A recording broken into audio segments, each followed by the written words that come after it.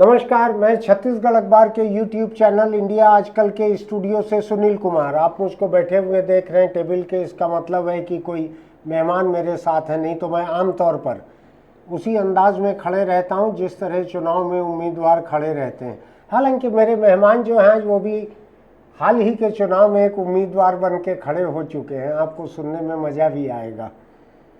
आज मैं एक बहुत ही ज़रूरी एक ऐसे मुद्दे पर बात करने के लिए आपके सामने हूँ जो मुझको खुद को व्यक्तिगत रूप से अधिक परेशान नहीं कर रहा है, लेकिन जो जनता को बहुत परेशान कर रहा है।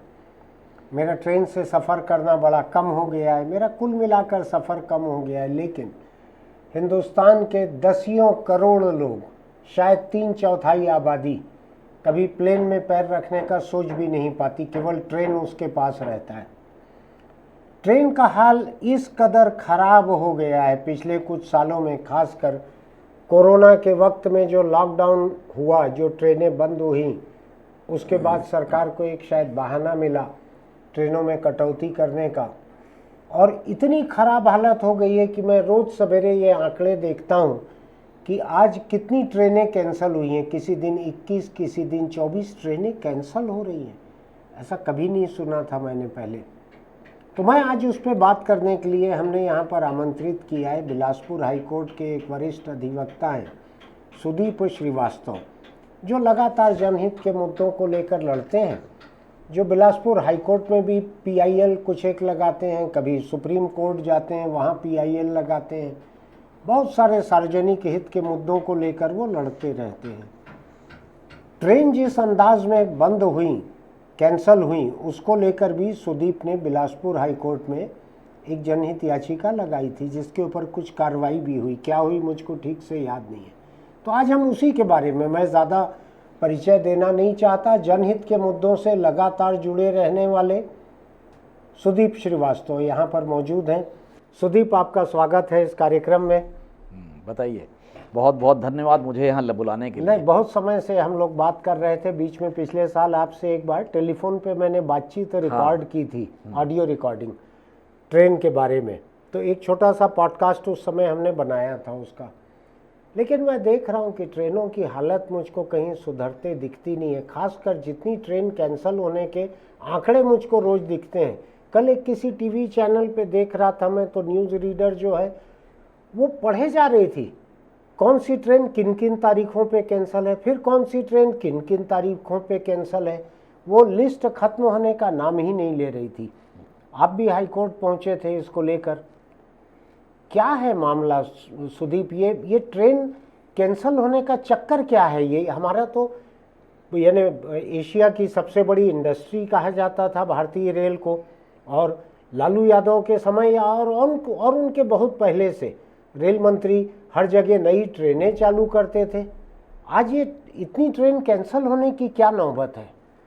देखिए, ये इसको समझने के लिए आपको 2015 में जाना पड़ेगा। हाँ, 2015 में जो मोदी सरकार ने कहा कि हम रेल बजट को बंद कर रहे हैं। हाँ हाँ, याद है मुझको। समाप्त कर रहे हैं, उसको मुख्य बजट में मिला दे रहे हैं। और हिसाब किताब लगाकर बताया, जिसका कोई वेरिफिकेशन नहीं है, कि 12,000 करोड़ रुपए की बचत रेल बजट को मुख्य बजट में मिला देने से है।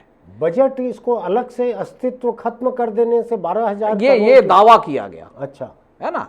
किस मेथड से किया गया, किस अकाउंटिंग से बचेगा, हाँ, कैसे पैसा बचेगा, इसका कोई वो नहीं। हाँ, शायद इसलिए कि हम आज के डेट में बजट एलोकेट कर देते हैं। अगर हम जरूरत के हिसाब से एक एक महीने में जरूरत का पैसा दें, हाँ, तो बचे पैसे का जो ब्याज होगा, अच्छा अच्छा, वो शायद मुख्य बजट में बचेगा। लेकिन वो ये भूल जाते हैं कि रेल बजट भी सरकार का ही खाता है। हाँ, उसमें अगर ब्याज मिल रहा है आता था, तो वो भी तो सरकार का ही ब्याज था। इस जेब में नहीं आता था, इस जेब में आता कहने का मतलब।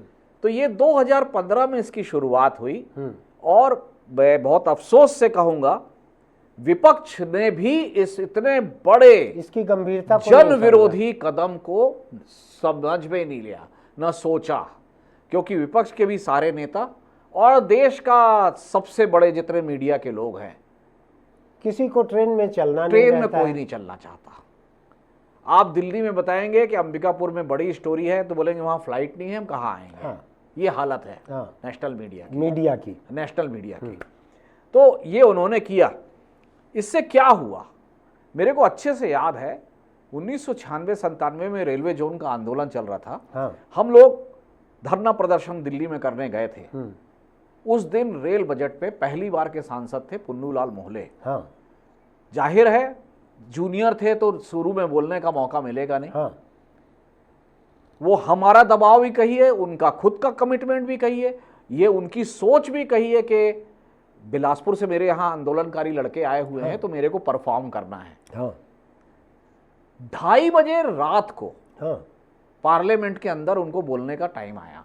2:30 बजे? 2:30 बजे रात को, जब स्टेनोग्राफर भी सो रहे होंगे, यानी झपकी ले रहे होंगे। मैं जाग रहा था, मेरे साथ 1-2 लड़के जाग रहे थे, बाकी मेरे साथी भी सो गए थे जो धरना प्रदर्शन करने गए थे। हमने देखा और 2:30 बजे रात को उन्होंने जो जो हमने पॉइंट्स बताए थे पूरा रखा। रामविलास पासवान उबासियां लेते हुए बहस में बैठे हुए थे। हाउस में बहुत गिनती के सांसद थे। हाँ। जो कुछ जिनको बोलना बाकी था।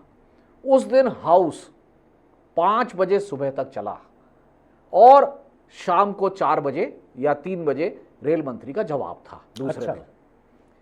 इसके पहले एक दिन पहले रात 12 बजे तक हाउस चल चुका था। हाँ। मतलब रेल बजट वो मौका होता था जब देश का हर सांसद बिल्कुल बोलना चाहता था और लगभग हर वो सांसद जो बोलना चाहता था उसको स्पीकर मौका देते थे। हाँ। वो बजट ही खत्म हो गया वो इतनी माइन्यूट स्क्रूटनी कि मेरे एक स्टेशन पे स्टॉपेज हटने से ये प्रॉब्लम हो रहा है, सीधे रेल मंत्री और रेल बोर्ड के चेयरमैन के पास जाती थी। धीरे धीरे क्या हुआ, स्पीकर रेल बजट पे बहस का समय तय करने लगे कि 10 घंटे बहस होगी, 12 घंटे बहस होगी, 8 घंटे बहस होगी, 6 घंटे बहस होगी। यूपीए के आखिरी 5 साल में ये स्थिति आ गई थी, लालू के समय ये स्थिति नहीं थी। सेकंड कार्यकाल में था। मोदी के कार्यकाल ने तो इस बजट को ही समाप्त कर दिया। अब आपको 4 दिन तो मेन बजट के कागज ढूंढने पे पता लगता है कि रेल को कितना पैसा अलॉट हुआ है और वो किस मद में गया, क्या गया। कोई ट्रेनों का अनाउंसमेंट नहीं है, कोई किच नहीं है, कोई पॉलिसी अनाउंसमेंट नहीं है। क्यों? वंदे भारत तो प्रधानमंत्री नरेंद्र मोदी ने निजी प्रतिष्ठा की तरह लॉन्च किया है। वो तो निजी प्रतिष्ठा की तरह किया है। मैं उस पर आऊंगा अभी। तो ये जो पूरा जो अप्रोच है वो उसी समय से लोगों को समझ लेना चाहिए था कि जो सरकार आई है उसकी नीयत रेलवे के अपनी खुद की ट्रेन को पटरी से उतारने की है। हाँ, रेलवे के सामाजिक सरोकार को बिटाने की।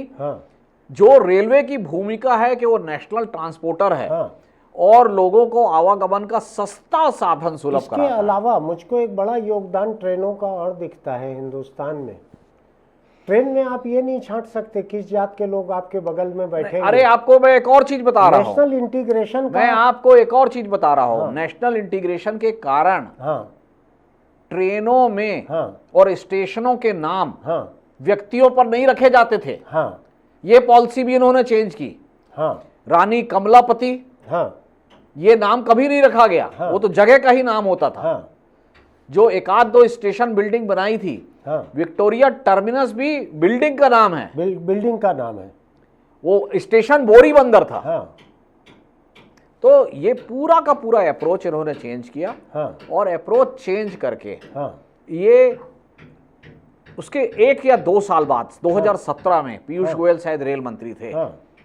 एक दिन टीवी पर आए और आम आदमी को जैसे अपमानित करते हैं वैसा बोलना शुरू किया कि आपको पता है आपके यात्रा का 57% हिस्सा हम दे रहे हैं, जैसा दान दे रहे हैं। हाँ, भीख। मैं ये पूछ रहा था कि मैं AC 2 में 2000 का टिकट ले रहा हूं, मेरा भी 57% तुम दे रहे हो, या जो स्लीपर में चल रहा है 600 रुपए में उसका भी 57% दे रहे हो, या जो जनरल क्लास में 350 टिकट है उसका 57 दे रहे हो। क्या मैं क्रॉस सब्सिडी नहीं दे रहा हूं अगर मैं 2000 दे रहा हूं तो? बिल्कुल। वो कभी कोई स्पष्टीकरण नहीं आया। किसी मीडिया ने ये परेशानी महसूस नहीं की कि ये 57% कहां से है। फिर दूसरी बात हमेशा से भारत जैसे देश में रेलवे का जो पैसेंजर फेयर है हाँ। वो फ्रेट के फेयर से क्रॉस सब्सिडाइज होता है ये पॉलिसी बिल्कुल।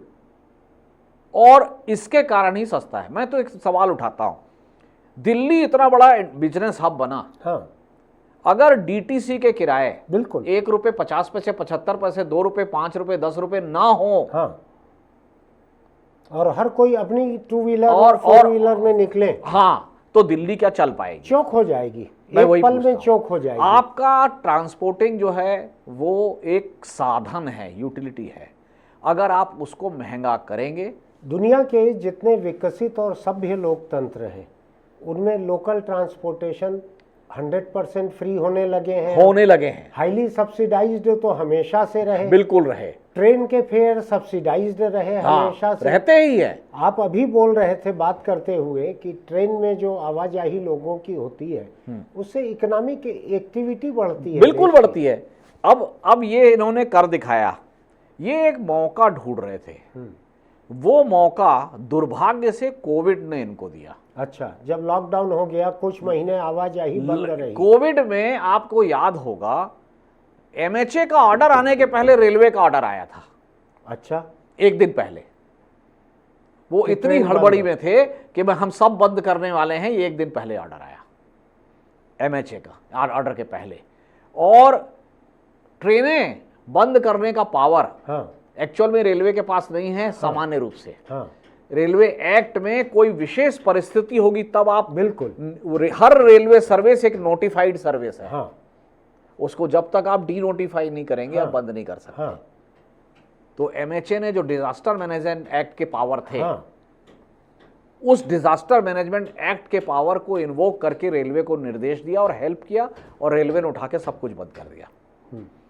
फिर आपको याद होगा कि जब पहला चरण ट्रेनों का चलना शुरू हुआ तो केवल एसी गाड़ियां चली। हाँ, हाँ। और ये क्या चक्कर था? मैं यही पूछना चाहता हूं कि एसी गाड़ी में तो कोरोना के फैलने का संभावना और ज्यादा था। एयर हवा पूरी की पूरी बंद रहती, वहां संक्रमण और फैल सकता था, बिल्कुल। लेकिन वो उन्होंने चलाया। तो ये पूरी तरह ये चाहते हैं थे कि जो पैसेंजर ट्रैफिक है, हाँ, ये एक अपने आप में प्रॉफिट मेकिंग एवेन्यू बने। अच्छा, यानी जो माल गाड़ियों से जो कमाई आती थी वो अलग रहे, मुसाफिरों को रियायत देते थे, हाँ, वो सिस्टम तो बंद हो जाए, दोनों तरफ से कमाई होनी चाहिए। दोनों तरफ से कमाई होनी चाहिए। तो इस कारण इन्होंने ये अप्रोच लिया। दूसरी चीज जो इन्होंने की कि जब 21 नवंबर 2021 को, हाँ, जब ऑफिशियली ये डिक्लेयर किया कि रेलवे में अब कोरोना समाप्त है, हाँ, तो जो नया नोटिफिकेशन निकाला हाँ, रेलवेों का कि पुराने टाइमिंग हम रीस्टोर कर रहे हैं, हाँ, ट्रेनें रीस्टोर कर रहे हैं, हाँ, लेकिन केवल मेल एक्सप्रेस, हाँ, अच्छा, पैसेंजर नहीं की उस समय भी। अच्छा, पैसेंजर 0 लग के चलती रही, हाँ, same passenger train same stoppage 0 लग के चल रही, किराया डबल। 20 रुपए बिलासपुर से भाटापारा 40 रुपए लगेगा, 40 रुपए बिलासपुर से रायपुर 80 लगेगा। ये चलता रहा। उन ट्रेनों के जो उन्होंने नोटिफिकेशन निकाला, यानी कोरोना में सरकार का जो पैसा खर्च हुआ होगा उससे कई गुना कमाई इन्होंने उसको की, बड़े रफ्तार से रिकवर किया, बहुत रफ्तार से रिकवर किया है। ये बड़ा चतुर व्यापारी बुद्धि भी लगती है। ये देखिए, ये इसको आप चतुराई कहिए या इसको क्रूरता कहिए, और एटलीस्ट इट्स बॉर्डरिंग क्रूएलिटी, कि मुझे पता है कि आपकी मजबूरी है। हाँ, मैं तो आज इसको दूर आपको, आऊं। हाँ, मैं आज आपको बोलूंगा कि रात भैया होटल बाकी बंद हो गए, हाँ, ऐसे तो मैं 200 रुपए की थाली बेचता हूं, हाँ, लेकिन 600 आज लगेगा। मैं 600 लूंगा, और आप मजबूरी में कहीं और खाना नहीं है, हाँ, मुझे 600 रुपए दोगे। हाँ, तो इन्होंने जो काम किया वो क्या किया, नए नोटिफिकेशन में पूरे देश भर के हाँ, विभिन्न ट्रेनों के हाँ, 6800 स्टॉपेज नए नोटिफिकेशन से हटा दिए, 6800 स्टॉपेज बंद कर दिए। मतलब बिलासपुर से पेंड्रा के बीच में अगर ट्रेन 8 जगह रुकती है, एक ट्रेन, हाँ, वो 8 जगह रुकना बंद हो गई, तो 8 स्टॉपेज खत्म हो गए। स्टॉपेज मतलब स्टेशन बंद नहीं हुआ, समझिए, ट्रेन का रुकना बंद हो गया। ट्रेन का रुकना बंद हो गया। हाँ, अब आप देखना, बिल्हा हाँ बिल्हा में 13 ट्रेनें रुका करती थी, हाँ जिसमें एक्सप्रेस भी थी, हाँ Chhattisgarh express, Sarnath express, 29 down, ये सब रुकती थी। हाँ आज की डेट में बिल्हा में 2 साल के आंदोलन के बाद हाँ केवल 5 ट्रेनें रुक रही हैं। 13 से घट के 5 हो गई है। 3 हो गई थी, आंदोलन हुआ है तो 5 हुई है। तो बिल्हा से जो लोग रोज अब आते अब होंगे, उसका परिणाम मैं बता रहा हूं। हाँ बिल्हा में एक मिस्टर नानक रेलवानी है, हाँ राइस मिल चलाते हैं। हाँ वो उनका कहना था कि मैं अपने चावल को रायपुर की रेट पे बेचता था। हाँ मेरा रोज आदमी सैंपल लेके रायपुर मंडी जाता था, हाँ एमएसटी बना हुआ था, हाँ और वहां से वो रेट बताता तो वो रेट में मैं बेचता था। अब मैं अंधे में बेच रहा हूं, कई बार घाटा हो रहा है मेरे को। क्यों? क्योंकि अगर मैं एक बार रायपुर भेजता हूं हाँ तो मेरे को 2500-3000 रुपये टैक्सी का खर्च आ रहा है।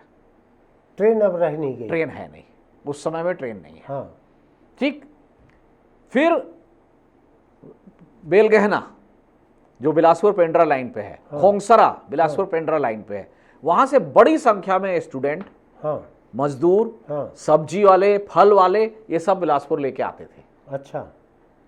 ट्रेनें रुकना बंद हुई, उनका आना बंद हो गया। हाँ क्यों? क्योंकि एक बार बिलासपुर से बेलगहना का किराया, बस का किराया हाँ 80 रुपए है, और ट्रेन और का? और 48 किलोमीटर की बस के लिए 2 घंटा लगता है। ट्रेन 1 घंटे में आती है, हाँ और एमएसटी बनवा लो तो 12 रुपए पड़ती थी, जो बस में नहीं है। हाँ, आप नॉर्मल किराया भी लोगे तो 20 रुपए है। तो वो आदमी जो 20 रुपए सवेरे शाम तो खर्च जहाँ कर रहा है, जहाँ ट्रेनों का रुकना बंद हुआ उनकी आर्थिक गतिविधियां रुक गई, बहुत लोगों का एम्प्लॉयमेंट खत्म हो गया, कारोबार affect पढ़ाई हो छूट गया, गई। पढ़ाई छूट गई। हाँ, अब आप देखिए बिलासपुर से लेकिन ये रायपुर, जरूरत क्यों थी सुदीप सरकार को? मुझको थोड़ा आप समझाओ, मैं समझ नहीं पा रहा हूँ। वो स्टॉपेज कम करने से मैं क्या बता हुआ? रहा हूं, मैं कमाई बता रहा कैसे बढ़ेगी? मैं बता रहा हूं। देखिए, एक नॉर्मल ट्रेन, हाँ अब तो एलएचबी रैक है, एलएचबी रैक फास्ट चलता है, हाँ जो ऑरेंज कलर, ग्रे कलर वाला है। अच्छा पुराना डब्बा जो है वो थोड़ा स्लो चलता है। अच्छा वो जब प्लेटफॉर्म पे आता है तो लूप में आता है, हाँ और लूप में प्लेटफॉर्म में खड़े होता है, लूप से फिर एंटर करके आगे जाता है। अच्छा इस पूरे प्रोसेस में 7 से 8 मिनट लगते हैं, हाँ अगर 2 मिनट रुक रहा है तो। हाँ इनका मानना है कि उस 7 से 8 मिनट में हम 2 ट्रेन चला सकते हैं। तो ये हमारी एफिशिएंसी और कैपेसिटी को कम कर रहा है, कि छोटे छोटे जगह जो रुकना पड़ता है उसको। हाँ, वो कम कर रहा है। हाँ ठीक है, इसी के रिप्लेसमेंट के लिए ये पैसेंजर ट्रेनों को मेमू लेके आए। हाँ मेमू तुरंत स्टार्ट होती है, तुरंत स्पीड पकड़ती है, तुरंत निकलती है। अच्छा तो एक नॉर्मल रैक जितना टाइम लेता है, हाँ। उससे आधा टाइम मेमू लेती है। ठीक है। तो ये मेमू चलाते हैं इसीलिए। लेकिन ये जो बहुत से स्टेशनों पे ये इन्होंने ये हटा के इन्होंने टाइम स्पीड बढ़ाया। हाँ क्यों बढ़ाया? क्योंकि अंततः 2014 में मोदी जी आए, हाँ 15 में इन्होंने ढिंढोरा पीटा इंटरनेशनल सोलर अलायंस का। हाँ ये कहा कि 2030 तक 5 लाख मेगावाट सोलर इलेक्ट्रिसिटी होगी। आप ट्रेन से सोलर पे मैं आ जा इसलिए रहे हैं। आ रहा हूं क्योंकि डायरेक्ट कनेक्शन है। हाँ और 2022 तक 3 लाख मेगावाट सोलर होगा। ये सारा ढिंढोरा पीटा, हाँ पीछे से और अंदर से। ये तो ढिंढोरा पीटा चेहरा दिखाने का, हाथी के दांत खाने के और दिखाने के। अंदर से कोयले के व्यापार को बढ़ाने में लगे रहे। अच्छा कोयलों का ब्लॉक का ऑक्शन, कोयले के ब्लॉक को प्राइवेट कंपनियों को देना, कोयले के ब्लॉक सरकारी कंपनियों से एमडीओ करा के प्राइवेट कंपनियों को देना। हाँ और सबसे बड़ा ब्लॉक अगर किसी एक समूह के पास गए तो अडानी के पास गए। अच्छा, जो हम छत्तीसगढ़ में भी हमने देखा। हाँ, कि ठीक है। इन्होंने कोल रिजेक्ट वगैरह जो बेचा। अब अगर आप ऊर्जा पर अपनी निर्भरता कोयले पर ही बनाए रखेंगे तो सोलर कहाँ से आएगा? तो आपको उतना कोयला और ट्रांसपोर्ट करना होगा। बिल्कुल। सोलर तो सेकंड हो गया। बिल्कुल। अगर हमको कोयले पर ही निर्भरता बना के रखनी है तो हमको कोयले के प्रोडक्शन भर से काम नहीं चलेगा। हाँ, उसको पहुंचाना भी उसको पड़ेगा। पावर प्लांट तक पहुंचाना भी पड़ेगा। हाँ। तो 2014 से 2020 तक इस इवैक्यूएशन हाँ उस सिस्टम पर ध्यान ही नहीं था, जानबूझ के नहीं था, गलती से नहीं था, ये तो मैं नहीं जानता। लेकिन ये बहुत बड़ा मिसकैलकुलेशन है हाँ। कि आप कहने के लिए बोल रहे हो छत्तीसगढ़ में 150 मिलियन टन उत्पादन हो रहा है, 2025 तक हम इसको 250 करेंगे। हाँ, ऑलमोस्ट 150 उत्पादन को इवैक्यूएट करने में तो पसीना निकल जा रहा है। हाँ, 250 उत्पादन हो जाएगा तो निकलेगा कैसे कोयला? हाँ, तो वो सब इन्होंने कैलकुलेट किया नहीं था। हाँ, अचानक 2019-20 में इन्होंने अपने को पाया हाँ, कि अगर एक रैक भी कोयले का और ले जाना है हाँ, तो जगह नहीं है। यानी न तीसरी लाइन है, न पैसेंजर ट्रेन के बाद इतनी जगह है कि और बढ़ाएं मालगाड़ी। हाँ, हाँ, तो इनको एक ही तरीका समझ में आया हाँ, कि पैसेंजर ट्रेन सर्विसेज को डिसरप्ट करो।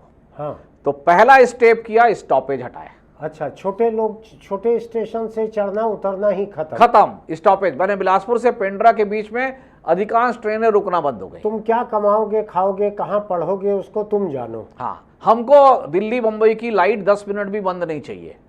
अच्छा, गुजरात की लाइट 10 मिनट भी बंद नहीं चाहिए, हमको पूरा कोयला टाइम पे पहुंचाना है। यानी ये पिछले 75 साल में इन पटरियों के कारण, रेलगाड़ियों के कारण गांव कस्बे जो जुड़े थे बाकी शहरों से, उस आधार पे उनका कारोबार, उनकी पढ़ाई, उनकी ज़िंदगी, रिश्तेदारी सब बनी थी, वो पूरा डिसरप्ट हो गया। ये 6000 कितने स्टेशन बंद होना बताया आपने?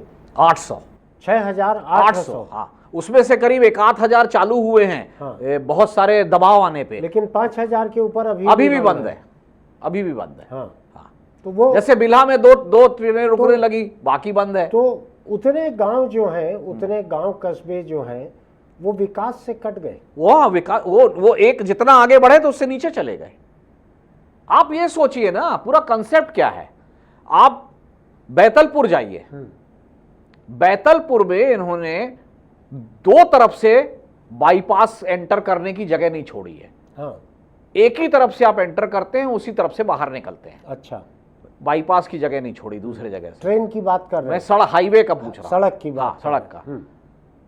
बैतलपुर का पूरा मार्केट खत्म हो गया है। मुर्दनी छाई है। हाँ, हाँ, तो जिन जिन शहरों से बाईपास निकल जा रहे हैं, निकल जा रहे हैं, उन शहरों का व्यापार हाँ, वो 25 देखा से मैंने। 30% घट गया हाँ, देखा मैंने, वो बहुत जगहों पे। है ना। राजनांदगांव में शहर के बीच से है, लेकिन फ्लाईओवर है पूरा। हाँ, बिना तो रुके लोग निकल जाते हैं। ये जो पूरा मॉडल है, ये मॉडल बड़े इकोनॉमिक सेंटर बनाने का हाँ, है, हाँ, डेवलपमेंट मॉडल। हाँ, तो अभी हम लोग रेलवे में बात कर रहे थे, तो मैं उसमें आगे बढ़ूं तो पहला स्टेप तो इन्होंने स्टॉपेज बंद किए। हाँ, दूसरा स्टेप में उनको लगा कि जब ये पर्याप्त नहीं है, हाँ, तो उन्होंने सीधा उठा के पैसेंजर ट्रेनें बंद करना शुरू की।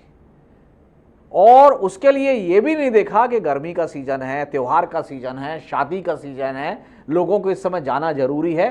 अपनी जरूरत के हिसाब से 20 ट्रेन बंद, सारनाथ 3 महीने के लिए बंद, सारनाथ इतने दिन के लिए बंद, ये इसके लिए बंद। ऐसा करके इन्होंने उस लाइन की कैपेसिटी को सीधा सीधा गुड्स ट्रेन, कोयले के लिए खाली कर दिया। और कोयला जा रहा है। आप कोई ये कहेगा, ये झूठ बोलते हैं कि हम मेंटेनेंस के नाम पर बंद कर रहे हैं। मेंटेनेंस के नाम पे कोयले का परिवहन कहां कम हो रहा है? नहीं हो रहा। कोयले का परिवहन हर साल बढ़ रहा है। ACCL ने 2022-23 में 85 मिलियन टन कोयला बाहर डिस्पैच किया था। ठीक है, ये छत्तीसगढ़ से हाँ, किया। हाँ, हाँ, 2022-23 में। 23-24 के साल में 85 की जगह 100 मिलियन टन डिस्पैच किया। अच्छा, 17% ज्यादा कोयला डिस्पैच किया। हाँ, ये वही पीरियड है जब सैकड़ों की संख्या में ट्रेनें थोक में कैंसिल हो रही थी, लिस्ट आती तो थी पूरी की पूरी। कैसे आपका कोयले का परिवहन बढ़ रहा है और ये कैसे आपका हो रहा है? और उसमें भी जो अडानी की प्राइवेट गाड़ी है, हाँ, वो प्राइवेट गाड़ी के बारे में ऑफ द रिकॉर्ड रेलवे वाले बताते हैं हाँ, कि उसके लिए ओरल इंस्ट्रक्शन है कि ये नहीं रुकना चाहिए। ये मुसाफिर गाड़ी भी है कि केवल मालगाड़ी? मालगाड़ी है। मालगाड़ी। अभी मुसाफिर काले कलर की है। हाँ, वैगन काले कलर के हैं। हाँ, पहले तो अडानी लिखा रहता था। हाँ, अब उसमें APSEZ लिखा होता है। अच्छा, Adani port and special economic zone, अच्छा, ऐसा करके, और वो पूरी आपकी चलती है। तो ये पूरा का पूरा सिस्टम इन्होंने। तो आपका ये कहना है कि इन्होंने 6800 स्टेशन बंद कर दिए थे। हाँ, इन्होंने ट्रेन से थोक में बंद की।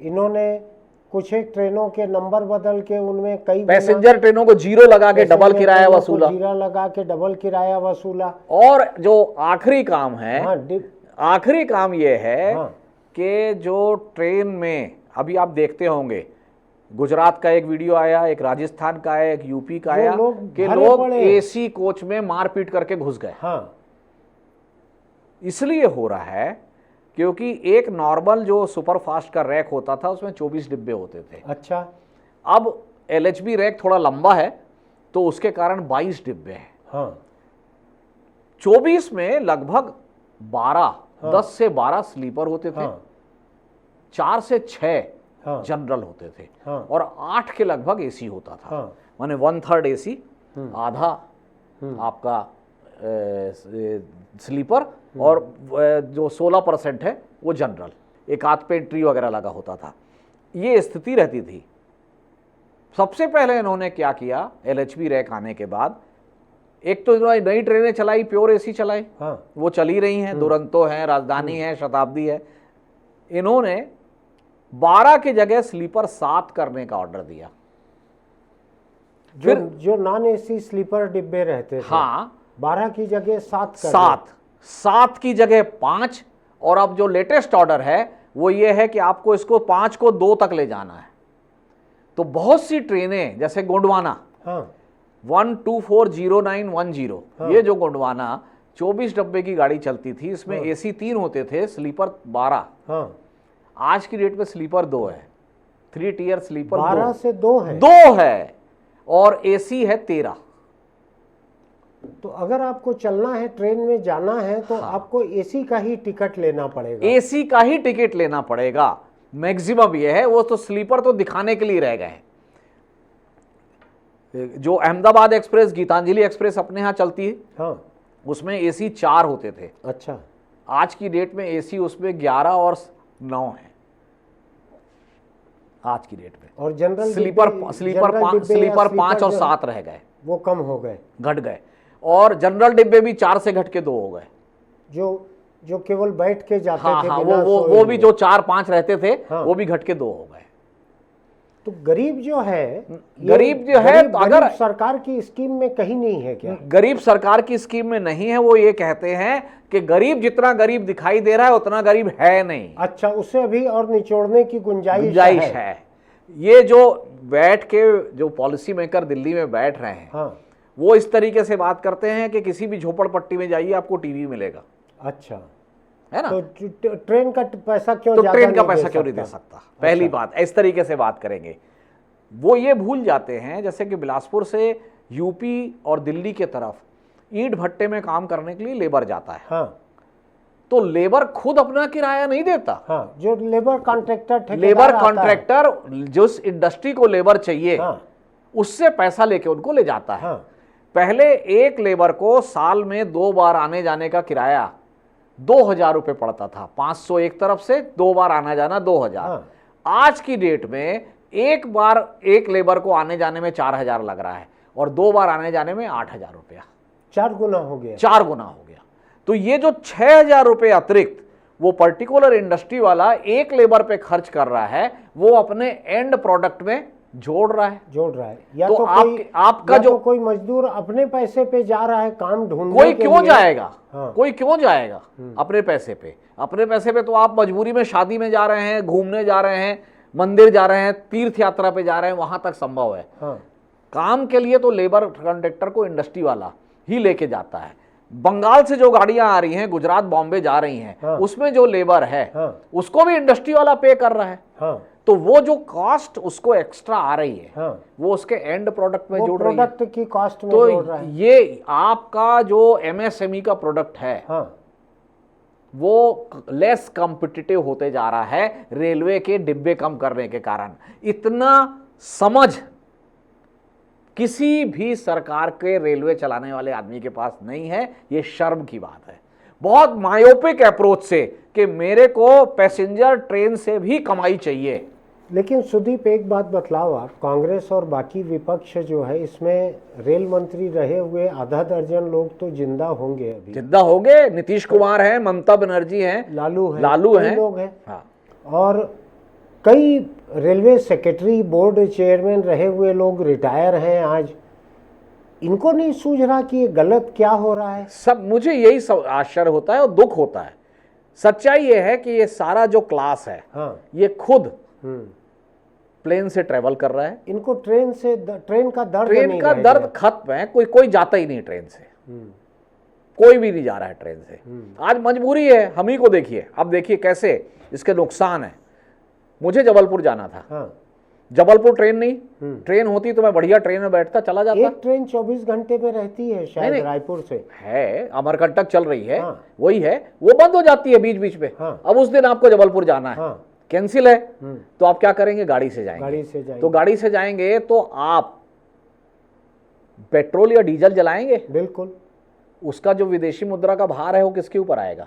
देश के ऊपर आएगा। लेकिन अगर लोग ट्रेन में ट्रेवल नहीं कर पा रहे हैं तो अपने साधन से या बस से अगर ट्रेवल करेंगे तो जितना पेट्रोलियम एक्स्ट्रा जलेगा उस विदेशी मुद्रा का भार किसके ऊपर आएगा? पॉल्यूशन का भी बोझ आएगा, किस देश पे आएगा ना। बिल्कुल। तो ये सोचने के लिए रेलवे तैयार नहीं है। रेलवे का कहना है ये स्टैंड अलोन प्रॉफिट सेंटर होना चाहिए। हाँ, मुझको समझ में आ रहा है। Passenger sector stand alone traffic centre होना चाहिए, जिससे कि इसे प्राइवेटाइज किया जा सके। आप जो बता रहे हैं, मुझको एक दूसरा प्राइवेट सेक्टर का एक मॉडल याद आ रहा है। देश का एक बहुत बड़ा मीडिया हाउस, हाँ, उसके अखबार जो हैं हजारों करोड़ रुपया साल का प्रॉफिट कमाते हैं। उसमें 2-3 बड़ी अच्छी मैगजीन निकलती थी, बड़ी अच्छी मैगजीन थी, उनकी साख बहुत अच्छी थी, सब था। वक्त ऐसा आया कि मैगजीन का प्रॉफिट घटने लगा। क्वालिटी मैगजीन थी, लिटरेचर की, बच्चों की, फिल्म की, बड़ी और न्यूज़ की बड़ी अच्छी मैगजीन थी। उन्होंने सारी मैगजीन्स को बंद कर दिया। किस लिए? कि वो वहां से प्रॉफिट उनका स्टैंड अलोन प्रॉफिट नहीं आ रहा है। ये मैगजीन अपने दम पे प्रॉफिट नहीं दे रही है। हाँ। तो सारी मैगजीन को उन्होंने स्लॉटर हाउस जैसा काट के मीट पैक कर दिया, समझ लीजिए। हाँ। जबकि उनके अखबार जो हैं हजारों करोड़ रुपए साल का कमा रहे थे। हाँ। लेकिन 2-4-5 करोड़ रुपए साल के नुकसान की वो मैगजीन चलाना नहीं चाहते थे। तो आप जो बतला रहे हो ट्रेन का, इससे मुझको वो याद आ रहा है। बिल्कुल वही स्थिति है। और वो तो एक प्राइवेट बिजनेस हाउस है। हाँ। वो अगर ऐसा सोच रहा है तो एक बार आप मान सकते हैं कि उसका हक है। हाँ। ये काम वो सरकार कर रही है जो कॉन्स्टिट्यूशन से बंधी हुई कहती है और अपना एक सोशल ऑब्लिगेशन और वेलफेयर स्टेट मानती है। कॉन्स्टिट्यूशन सोचता है, कहता है कि भारत एक वेलफेयर स्टेट होगा। तो ये एक वेलफेयर स्टेट का मॉडल है क्या? लेकिन अपोजिशन इस मामले को उठा क्यों नहीं? अपोजिशन में वही कह रहा हूं ना, अपोजिशन को तो रेल समझ में ही नहीं आ रही है। लेकिन कायदा तो ये कहता था कि रेल। सुदीप, हमारे ऑडियंस के जिन लोगों को ये बात नहीं मालूम है, मैं आपके सामने ही बताना चाहूँगा। आप कांग्रेस पार्टी के लंबे समय तक वकील रहे अलग अलग मामलों में। झीरम घाटी का नक्सल हमला, जिसमें बहुत सारे कांग्रेस नेता मारे गए। बिल्कुल बिल्कुल। आप कांग्रेस पार्टी के वकील रहे। कांग्रेस के तमाम नेताओं के साथ आपका वकील के हैसियत से उठना बैठना आपका रहा। आप हाई कोर्ट में केस लड़ रहे हो ट्रेनों के लिए जो गड़बड़ियां चल रही है। आप खुद कांग्रेस पार्टी के नेताओं को नहीं समझा सकते? बिल्कुल, आप ठीक कह रहे हैं। छत्तीसगढ़ कांग्रेस ने पूरे देश भर में अन्य कांग्रेस पार्टी के मुकाबले, अन्य प्रदेश कांग्रेस के मुकाबले रेल पर ज्यादा प्रदर्शन किए हैं और ज्यादा विज्ञप्तियां दी है। वो मेरे कारण है, वो आपके कारण। एक कांग्रेस के घोषणा पत्र बनाने के लिए अभी मेरे मेल में होगा, मैंने लिख लिख के इनको भेजा है कि ये घोषणा पत्र में डालो, रेल बजट फिर से शुरू करेंगे, ये सब लिखा हुआ है। लेकिन कोई असर नहीं है। कांग्रेस का जो AICC है वो भी वहां भी उसमें कोई बहुत अंतर नहीं है। उतने ही कुंद लोग वहां बैठे हुए हैं, उतने ही अक्ल का अजीर्ण वाले लोग वहां भी बैठे हैं। उनको भी यही लगता है कि हमसे ज्यादा कोई नहीं जानता। अच्छा, और उनको ट्रेन चढ़ना नहीं है। उनको ट्रेन चढ़ना नहीं है। अगर ट्रेन को मुद्दा बना के पूरे देश में हर स्टेशन पे आंदोलन किया होता तो अकेले इसी मुद्दे पे तस्वीर बदल जाती। अकेले इसी मुद्दे पे ये 40-50 सीट और जीत जाते। ये रेलवे केंद्र सरकार का ऐसा विभाग है जो पब्लिक से जुड़ा हुआ। अभी मुझको लग रहा है कि कांग्रेस की ही सरकारें बहुत ज्यादा समय रही देश में, और नहीं तो भी कांग्रेस राजनीति में थी, दूसरी सरकारें भी रही हो। इन्होंने देखा हुआ है कि पूरे देश को अगर सबसे ज़्यादा एक अकेली चीज़ असर करती है, शायद राशन जो रियायती मिलता है उसके बाद में ये ट्रेन अकेली चीज़ है हाँ, जो लोगों को सबसे ज़्यादा असर करती है। इसके बिना आप कोई तीर्थ नहीं जा सकते, आप शादी नहीं जा सकते, पढ़ने नहीं जा सकते, कारोबार, इलाज, कहीं भी आपको जाना हो, बिल्कुल ट्रेन के बिना जिंदगी नहीं बिल्कुल, चलती। बिल्कुल, धड़कन है हाँ, ये धड़कन है। देश की। लेकिन राजनीतिक दल जो है, भाजपा तो चलिए सत्ता में थी मोदी की अगुवाई में, तो उसको तो जो सरकार ने तय किया भाजपा तो विरोध कर नहीं सकती थी उसका। लेकिन बाकी पार्टियां जो हैं उन्होंने लड़ाई लड़ी है, ऐसा मुझको याद नहीं पड़ रहा। आप ज्यादा करीब से हाँ देख बिल्कुल, रहे थे। जैसे ममता बनर्जी ने जो दबाव बनाया वो बंगाल में लोकल ट्रेन चलनी चाहिए उस पे बनाया, हाँ, और वहां उनको छूट मिल गई। अच्छा, बंगाल में 1 साल पहले लोकल ट्रेनों को नॉर्मल बना के चलाने लगे और किराया नॉर्म जनरल हो गया। अच्छा, हाँ, यहाँ जिसका हम यहाँ लोग ज्यादा दे रहे थे। यहाँ हम उसके बाद भी 1.5 साल तक डबल देते रहे। यहाँ 1.5 साल बाद वो व्यवस्था हटी है, चुनाव के 4 महीने पहले हटी है। तो ये देश के अलग अलग हिस्सों में केंद्र सरकार का रुख अलग स्पेशल ट्रेन बनाने चलाने की कोई पॉलिसी नहीं है, उसका कोई लॉ नहीं है, ये ने मनमानी डिसीजन, मनमानी। और रेलवे के साथ क्या होता है, मैंने एक बार तत्काल स्कीम को सुप्रीम कोर्ट में चैलेंज किया था। रेलवे के साथ ऐसा है कि रेलवे एक मोनोपोली हाउस है। बिल्कुल, कोर्ट ये कहती है कि हमको नहीं पता भाई इसमें क्या सही है और क्या गलत है। हाँ, अगर उन्होंने कर दिया तो ठीक होगा। अच्छा, हाँ, ये छोड़िए, सुप्रीम कोर्ट का भी कहना ये था। सुप्रीम कोर्ट का भी कहना है। ये सुप्रीम कोर्ट की कोई अभी इसी बार अभी जो सीनियर सिटीजन का बेनिफिट बंद किया, वो पिटीशन गई संजय किशन कौल साहब के बेंच पे। उन्होंने कह दिया ये पॉलिसी मैटर है, हम इसमें क्या कर सकते हैं। ऐसा कैसा पॉलिसी मैटर हो सकता है जो जन कल्याणकारी ना हो, विरोधी मेरा हो? यही कहना है जन विरोधी फैसला अगर हाँ, सरकार लेती है, हाँ, तो सुप्रीम कोर्ट बिना दखल किए कैसे रह लेता है? हाँ, क्योंकि जजों को खुद को भी नहीं चलना पड़ता। एक्चुअल में यह है कि कोई जजेस भी नहीं चलता, नहीं चलते कोई भी। हाँ। अभी क्या हालत है सुदीप ट्रेनों की कुल मिलाकर जो कैंसिल हो रही है? देखिए, कैंसिल के अलावा अभी तो ये हालत है कि कोयले के परिवहन के कारण हाँ, इस पूरे ईस्टर्न इंडिया से उड़ीसा, झारखंड, छत्तीसगढ़ सारी ट्रेनें लेट चल रही हैं। हाँ, सवेरे ही मैं बिलासपुर से रायपुर ट्रेन से आने वाला था, हाँ, लेकिन मैंने देखा कि मेल 2.5 घंटे लेट निकल गई है। हाँ, और जो आज़ाद हिंद 9:15 थी, हाँ, मेरी 1 बजे प्रेस कॉन्फ्रेंस थी, हाँ, तो 9:15 बजे वाली आज़ाद हिंद आएगी 11:30 बजे, अच्छा, और 11:30 बजे भी पहुंचेगी इसकी गारंटी कोई नहीं है। गारंटी नहीं है। 12 बजे अगर पहुंचेगी तो मैं 2 बज जाएगा रायपुर पहुंचते। हाँ, तो मेरे पास कोई विकल्प नहीं था सिवाय इसके कि मैं गाड़ी लेके अपनी आऊं। गाड़ी लेके आए आप, तो उसमें टोल टैक्स मिल रहा है। टोल टैक्स भी है, 2000 रुपए का पेट्रोल जा रहा है। हाँ, मैंने अभी, मेरे परिवार के कुछ लोग आ रहे थे ट्रेन से बाहर से, तो 1-2 एप्लीकेशन है मोबाइल पे, मैं उसमें देख रहा था ये ट्रेन कितने बजे आएगी, कितने बजे चलेगी। जो ट्रेन चलना शुरू नहीं हुई है उसके कई घंटे लेट आने की खबर आ रही थी उसमें। हाँ, वो पहले उधर से जो आ रही है वो नहीं है जो आपको। आ रही अच्छा, आपको है, पता है कि नहीं, बहुत सारी ट्रेनों में ट्रेन का डिपार्चर टाइम नहीं छप रहा है टिकट में। अच्छा, वो मैंने नहीं देखा, मैंने मोबाइल ऐप पे देखा, उसमें टाइम था। हाँ, जो ट्रेन रवाना हो रही है टाइम पर, हाँ, वो आने वाले स्टेशनों पे कितना कितना लेट होगी इसकी घोषणा रवाना होने के पहले उनको पता है कि इस बीच में इतना कंजेशन है। हाँ, तो हमको रोकना ही है, रोकना ही है। तो न्यू कटनी, जैसे न्यू कटनी के पहले हाँ, आपकी ट्रेन को रोकना ही है उनको आधा घंटा।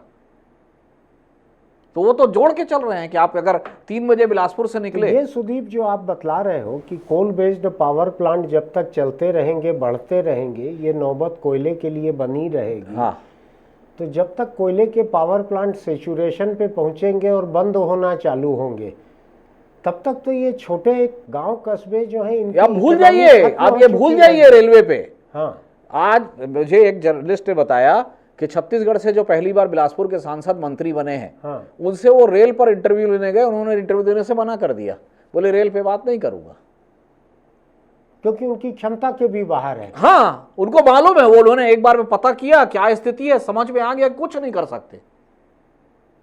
तो अब ये बात है, नहीं, अभी देखिए, परसों दिल्ली गए थे मुख्यमंत्री जी, कौन सी पटरी मांग के आए हैं? अंबिकापुर से बरवाडी कोयला, खरसिया से परमल कसा रायपुर कोयला, कौन सी पटरी मांग के आए हैं ये? हर वो पटरी मांग के आए हैं जिसमें कि कोयला परिवहन होना है। यानी ट्रेन, पैसेंजर ट्रेन चले ना चले तय नहीं है, कोयले के लिए पटरी आप मुझे बताइए बरगढ़ से महासमुंद क्यों नहीं जोड़ा जा रहा है? क्योंकि कोई कोयला नहीं है वहां, क्योंकि कोयला वहां के बजाय आपको आगे मिल रहा है। आगे मिल तो रहा है। आगे खरसिया से आप रायपुर जोड़ने तैयार हो, लेकिन बरगढ़ से महासमुंद नहीं जोड़ रहे। रावघाट जब लाइन प्लान हुई तो दल्ली राजहरा रावघाट, हाँ, और रावघाट से कोंडागांव, हाँ, और कोंडागांव से जगदलपुर, हाँ, ये प्लान हुआ। हाँ, धमतरी से कोंडागांव क्यों नहीं जोड़ रहे हैं? पूरी बसाहट तो इसी पट्टी पे है, हाँ, एनएच पे। क्योंकि पैसेंजर ट्रेन नहीं चलाना है, पैसेंजर ट्रेन नहीं चलाना है। इसीलिए अगर आप जनता के हित की बात करते तो आप धमतरी, कांकेर, कोंडागांव भी प्लान करते। हाँ, और अगर मेरे जैसा आदमी निर्णय करने बैठ जाता तो मैं अड़ जाता, इधर लैंड एक्विजिशन हम करने नहीं देंगे जब तक ये नहीं बनाओगे। हाँ, ये इच्छा शक्ति और ये ताकत यहां छत्तीसगढ़ की सरकार कोई नहीं दिखाता। हम मिनरल्स पे बैठे हैं, हाँ, हम डिक्टेट कर सकते हैं कैसे डेवलपमेंट होगा। हाँ, आपको चाहिए तो हमारी शर्तों पे करो, नहीं तो नहीं मिलेगा। वो नहीं हो रहा है। कई आप तो जोगी के समय से भी बहुत सारे मुख्यमंत्री देख लिए हैं। जोगी भी वही हाल था। जोगी भी बने, आप केंद्र देखिए, आप अगर अत्यधिक करप्शन करोगे हाँ, तो आप केंद्र की एजेंसी से डरोगे। हाँ, एक लाइन की बात। हाँ, और जब आप केंद्र की एजेंसी से डरोगे हाँ, तो केंद्र से राज्य के हित टकरा में नहीं सकते, टकरा नहीं सकते। ये आप पिछले 5 साल के तजुर्बे को लेके कुछ ज्यादा बोल रहे हो क्या? नहीं इस नहीं, बात ये पे? है ही है। रमन सिंह के समय में नान घोटाला इतना बड़ा था कि रमन सिंह की हिम्मत नहीं थी कि वो कुछ बोलता। अगर वो कुछ बोलते वहां। लेकिन रमन सिंह, मनमोहन सिंह की 10 साल सरकार रही, उस पूरे दौर में रमन सिंह मुख्यमंत्री रहे। हाँ, तो उस समय तो लड़ते थे ना, कपड़ा फाड़ लेते थे मनमोहन सिंह के सामने कि इसकी रॉयल्टी जा रही है, इसका ये हो रहा है। कोयले के लेकिन ब्लॉक संबंध अच्छे रहे, संबंध ऐसे पिछले 5 साल जैसे कटु संबंध बिल्कुल केंद्र नहीं राज्य रहे, के नहीं रहे। अच्छे रहे तो मतलब मनमोहन सिंह भी इकोनॉमिस्ट थे, मनमोहन सिंह ईमानदार थे। हाँ। लेकिन मनमोहन सिंह कभी भी उस तरीके से सामाजिक सरोकार के व्यक्ति नहीं थे। वो तो आर्थिक उदारीकरण के व्यक्ति थे। वो वर्ल्ड बैंक के, वो तो यूपीए 1 में जो एनएससी थी, आउटसाइड सपोर्ट जो लेफ्ट पार्टीज का वो था, और जो एनएससी थी, एनएससी, हाँ, और जो अर्जुन सिंह, रघुवंश प्रसाद सिंह जैसे लोग कैबिनेट में थे, हाँ, उनके कारण यूपीए 1, उनके कारण सामाजिक सरोकार कुछ हद तक बचे रह बचा गए था। थे। यूपीए 2 में तो कोई था ही नहीं। लेफ्ट के आउटसाइड सपोर्ट की भी जरूरत नहीं रह गई थी मनमोहन सिंह को। अर्जुन सिंह थे नहीं, तो रघुवंश बाबू थे नहीं। तो यूपीए के 10 साल के जितने घोटाले हैं वो आखिरी के 5 साल के सेकेंड टर्म के इसीलिए ही तो हैं। है, इसीलिए तो है। चलिए सुदीप, मैं ट्रेन के बारे में बात करना चाह रहा था, लेकिन आपसे बात करके आंखें कई मुद्दों पर खुलती हैं। मैं सच में ही इस बात का अंदाज नहीं लगा पाया था कि पैसेंजर ट्रेन बंद होने, छोटे छोटे स्टॉपेज बंद होने से भारत के गांव कस्बे जो अर्थव्यवस्था की मूल धारा में जुड़े थे, आए थे, वो एक बार फिर कट रहे हैं। वो कितना पीछे चले गए हमको नहीं मालूम। कोई अच्छा, मैंने ना एक क्वेश्चन लगवाया, हाँ, विवेक तनखा जी के तरफ से, हाँ, संसद में, हाँ, कि ये जो स्टॉपेज हटाए गए हाँ, हैं, हाँ, और ये जो ट्रेनें रद्द हो रही हैं, हाँ, इनसे होने वाले आर्थिक नुकसान की कोई स्टडी है क्या? स्टडी है? मैं अभी उसी पे आ रहा था, इसी लाइन पे आ रहा था कि ऐसा कोई जवाब आया हाँ, कि कोई स्टडी नहीं है। सरकार इस तरह की असुविधा वाली स्टडी कभी नहीं करवाती है। अभी तो आर्थिक सर्वे वगैरह के आंकड़े भी जारी होना बंद हो गए काफी समय से। चलिए खैर, आज की दिलचस्प बातचीत, एडवोकेट सुदीप श्रीवास्तव बड़ा खुलकर बोलते हैं, साफ साफ बोलते हैं, जनहित के मुद्दों को लेकर लड़ते हैं, हाई कोर्ट से लेकर सुप्रीम कोर्ट तक। मैंने उनको कई तरह की भूमिकाओं पे देखा है, खुद वकील बनकर भी PIL लगाते हैं, सुप्रीम कोर्ट में ज़रूरत रहती है तो प्रशांत भूषण जैसे नामी गिरामी वकील जो हैं वो भी सुदीप की तरफ से कुछ PIL में, अगर मुझको ठीक याद है तो खड़े होते रहे हैं वहाँ पर। प्रशांत जी का सहयोग रहता है। आज की बातचीत जो है ये रेल के बारे में केंद्रित होनी थी, लेकिन इससे जुड़े हुए कुछ चीज़, कोयला जो कि रेल का हिस्सा है, केवल मुसाफिरों की दिक्कत नहीं है, और मुसाफिरों की दिक्कत केवल यात्री गाड़ियों की नहीं है, कोयले के कारोबार की वजह से। पता नहीं क्या कोयला आधारित कोयला पे सेंट्रिक, हाँ, कोल सेंट्रिक हाँ, एनर्जी पॉलिसी हम जब तक चलाते रहेंगे, हाँ, ट्रेनें नॉर्मलाइज नहीं होंगी। बिल्कुल। और दूसरा मुझको एक चीज और लगती है, एक वक्त हिंदुस्तान जैसे मौसम के देश में जिस वक्त सौर ऊर्जा इफरात रहेगी, खूब बढ़ जाएगी सौर ऊर्जा, यहाँ पे कोयले से सस्ती पड़ रही है सौर ऊर्जा आज भी, उस वक्त क्या होगा?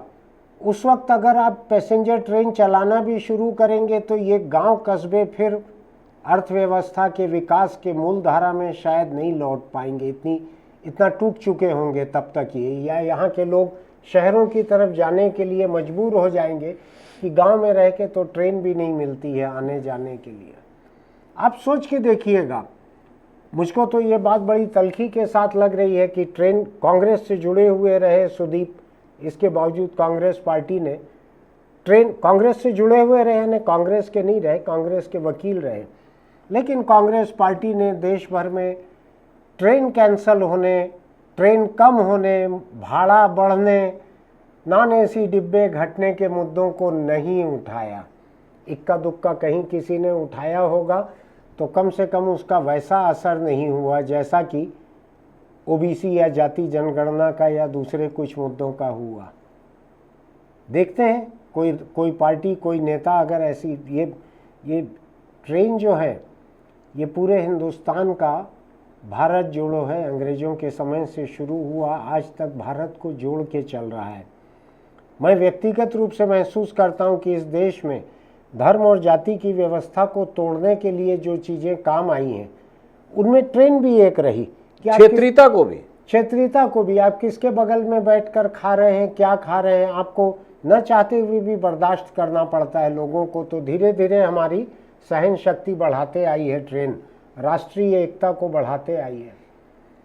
खराब नौबत है ये, मैं नहीं जानता ये कब सुधरेगी ये हालत, गरीब का क्या होगा। कितने गरीब एसी 3 टायर में या ऐसा कोई और डिब्बा जो नया चालू हुआ है उसमें कितने गरीब जा सकते हैं, पता नहीं। चलिए, आपने दिलचस्पी से बात सुनी, इसके लिए मैं आपका आभारी हूँ। सुदीप का भी आभारी हूँ जो आज यहाँ आए हैं, इस मुद्दे पर इतना खुलकर उन्होंने कहा है।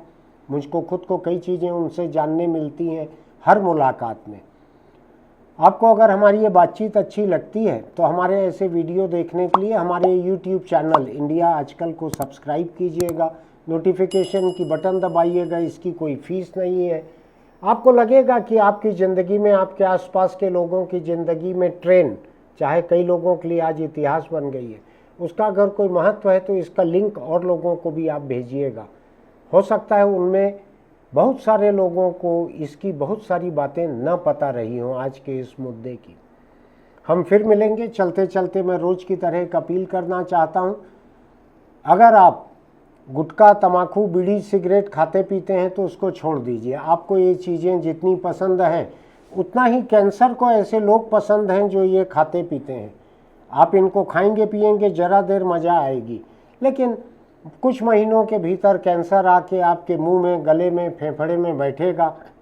अपना स्मार्टफोन निकालेगा, ऊपर एक आदमी भैंसे पे चलता है, उसको आपका लाइव लोकेशन भेजेगा, वहाँ से वो गदा लेके बड़ी मूंछ वाला मोटा भैंसे पर चढ़कर आएगा, आपको पकड़ के ले जाएगा। मैंने कुछ एक तस्वीरों में ये देखा है कि वो रस्सी से बांध के घसीट के ले जाता है, जैसा म्यूनिसिपल के सफाई कर्मचारी मरे कुत्ते को लेके जाते हैं, ऐसा घसीट के ले जाता है।